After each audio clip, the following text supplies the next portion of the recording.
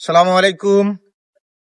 আমার আপুরা, আমার ভাইয়েরা, তাদের উদ্দেশ্য বলতেছি আমি, যারা আমরা ইসরায়েলের লাকবাই সাবান ব্যবহার করি, যারা আমরা কুকু কলা আমরা ব্যবহার করি, আমরা ফেস ওয়াশ ব্যবহার করি, তারা আমরা এই জিনিসগুলো ব্যবহার করব না।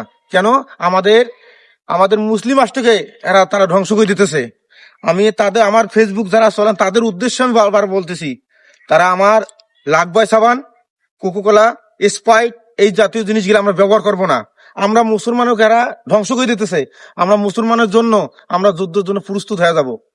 আমার যারা আমার মুসলমান ভাই আছেন, সবাই আমার আওয়াজ জন্য সবাই দোয়া করো, কামনা করো যেন আমাদের যুদ্ধটা যেন থামিয়ে যায়। তাহলে ইনশাল্লাহ আমার কথাগুলো বুঝতে পারছেন।